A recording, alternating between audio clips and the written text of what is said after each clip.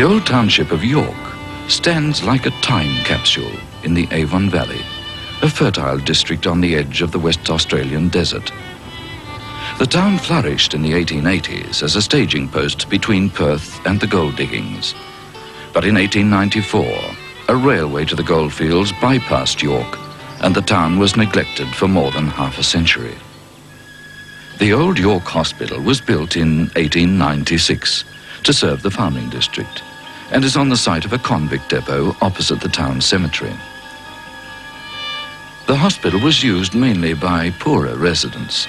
Wealthier people were nursed in their own home, where surgery was carried out on the kitchen table or in the patient's room. The building is now owned by the National Trust, which leases it to the state government as a youth hostel. In January 1980, a group of 5 adults and 28 children from a little athletics club 144 kilometres away travelled to York Hospital for a camping holiday. But their holiday was to become a nightmare. We were told not to go upstairs at all. Did you go upstairs at any stage? Yes, we went up the first night. The reason we went up the first night, because it was such a very, very hot time, and the children were very hot. And I suggested, if we had a look upstairs, being up high, there may be more breeze coming through for the children to sleep up there. And of course, Paul and Mrs. Kramer went upstairs, but when they came downstairs, they were very pale, and they said there's something wrong with the place up there. We went up there with torches, and we got midway along the dormitory, and our torches went out. We had this howling wind coming down from the chimney, and with 47 degrees outside, there was no way that there could have been any wind. We walked past the fireplace in the middle of the room, and both our torches went out.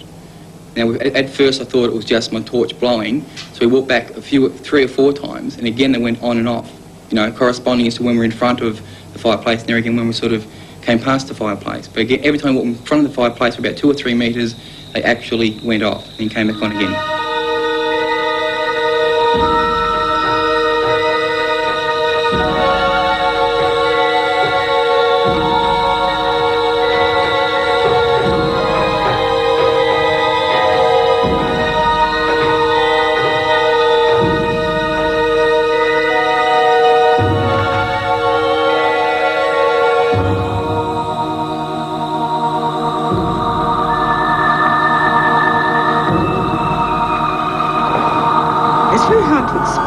Things happen, you know your torch has gone out, and you know the other person's torch has gone out.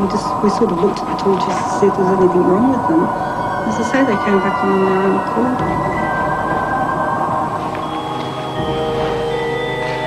There was a foul smell which came from a small attic which was up the top.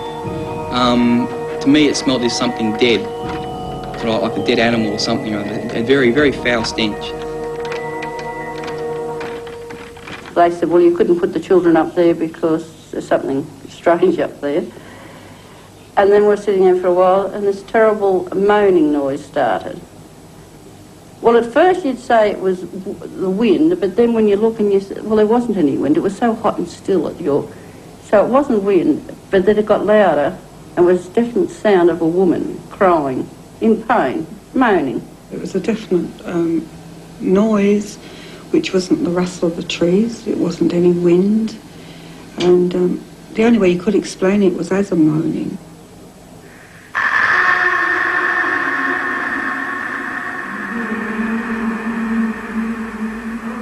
It was frightening. It was very frightening, because you'd swear there was someone up there in terrible pain. But I mean, of course, there wasn't anyone there. Why did you not leave then? Well, we're in a position, to be honest with you. As I said, we hired a bus, and Maureen's husband was kind enough to take the day off and drive us there, and he was to pick us up in a week's time, and that's all we could do. We had no transport there. We didn't have a car. Little did we know these kind of things would happen. I mean, you wouldn't have gone in the first place, would you? But at this early stage, did you think the building was haunted, or did you think something else? Mrs. Kramer had thought the place was haunted. And of course, I said, don't be stupid. You're imagining. The imagination's running a little bit wild here. And of course Paul said to me, you know, Mum, there's something definitely wrong here. Well, the first thing that happened that morning, Maureen and I got up to get the children's breakfast. We went into the kitchen. We got the milk. And I had this crockery jug, which I put on the bench. And I walked across to Maureen. And the next thing, out of the corner of my eye, I could see this jug lift and come across, just float straight across the room at it. I just stood there watching it. I couldn't believe my eyes. It moved and it came to the end, and instead of toppling off like things normally do, it just floated.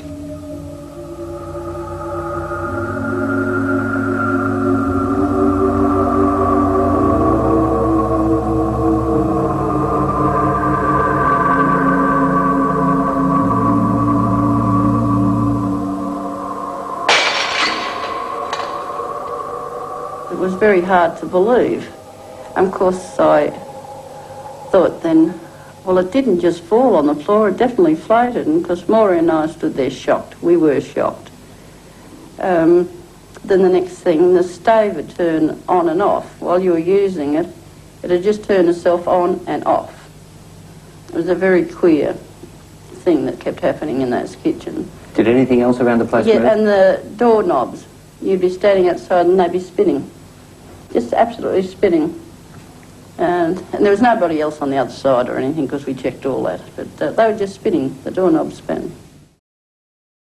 For some reason, I was just walking past the main staircase which went upstairs and came to my notice, and again one of the ladies, there seemed to be blood coming from within the staircase, sort of running out on the outside of the staircase. The actual lady tasted it to check that it really was blood, and she said it was, and it definitely looked like, I didn't personally taste it, but she did, and she said it definitely tasted like blood, and it certainly looked like blood.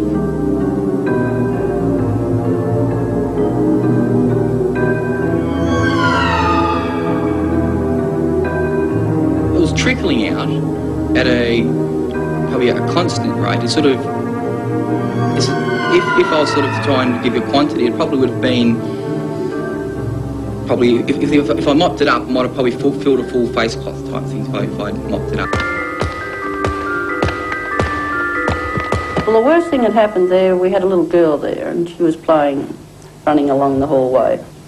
And the next thing she screamed, and because when she came down to us, her wrist was cut right open. Terrible gash she had. The girl was actually somehow thrown through the window, arm first. She, I think, memory search, had 12 or 15 stitches inserted in her arm.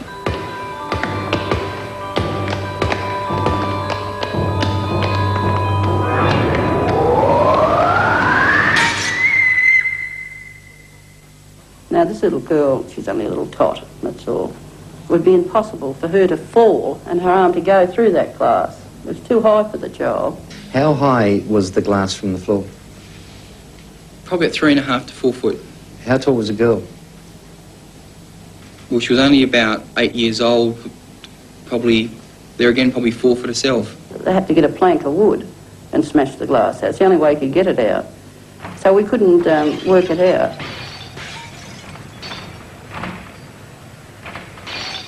Did you only hear the moaning the once? No, the moaning was every night. And it even got to the stage where a couple of afternoons, where I was left with the children by myself, a couple of children, it continued then. But it was every night. You know that there are people watching saying, what a pack of nonsense. Oh, yeah. We've sort of been through this before. It just, things happen, you sort of tell them as you see them. But this really did happen? Oh, yeah. The 3 witnesses say the frightening phenomena continued at York Hostel for 4 days without anyone seeing a ghost. But they suspected the disturbances were coming from the locked room upstairs, where Paul Harrison and Maureen Kramer first experienced a foul smell and cold wind. Legend has it that in the old days, patients who had died and those who were about to die were kept together in that section of the hospital. Locals call it the morgue or dying room. And it's said that on certain nights, the ghost of a former matron who died violently at the old hospital can be heard moaning as it wanders along the upstairs wards. On the final night of their stay, something happened which forced the three adults to gather their courage and pay a last visit to the dying room on the top floor. I saw what I can only describe as an apparition on the stairs. It's just like a fleeting object. I can't really describe what it was. All I know is it absolutely petrified me. She said to me, there's something floating up the staircase. Because as we turned around and looked at her, her face had changed completely. You'd never recognise the woman. At first I got frightened. I would have said the woman had had a stroke because her face was so twisted you wouldn't have recognised her. Apparently, from what I can gather, I knew nothing else for a few minutes, and then we heard this almighty bang. An extremely loud explosion seemed to come from, very close. Originally we thought it was a gas heater or a water heater or something blowing up.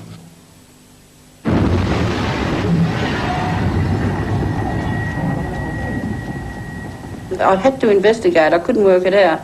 But I only got to the second landing and a terrible feeling came over me, like pins and needles, and I couldn't move.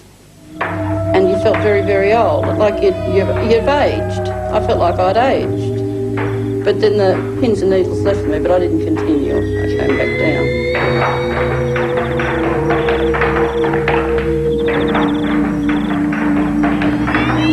Paul and Mrs. Kramer continued up and looked in this small room. It was open. It actually blown open and it was fixed right the way back. The bolt was back and the lock was off. Did you get any sensation while you were there from that particular room?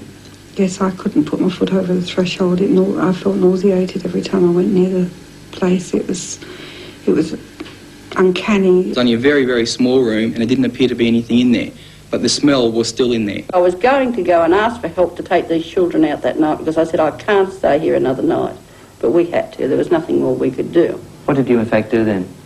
Well, we all went into the one room.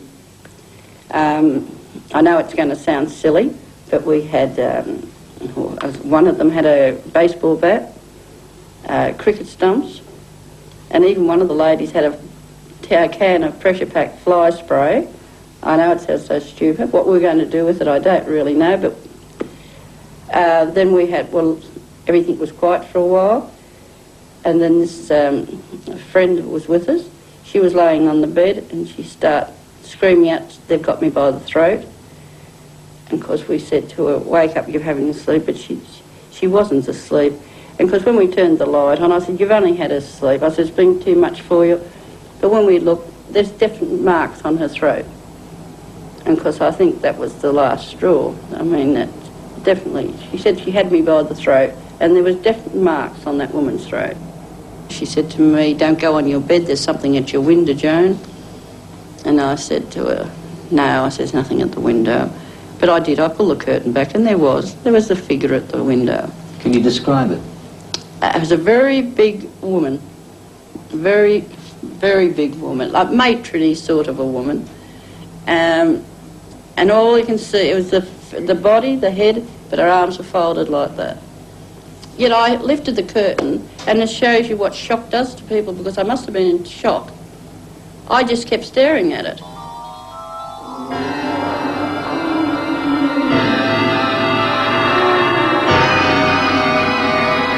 Then I put the curtain back, and I said to him, "There's nothing." No, I thought, no, I'm not seeing it.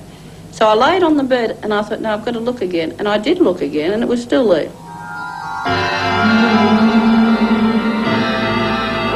The next morning, we were up, out, and waiting for that bus. I really can't give an explanation. A lot of things just happened. I've got no explanation whatsoever. I'm absolutely stumped. Do you think the place is haunted? Yeah.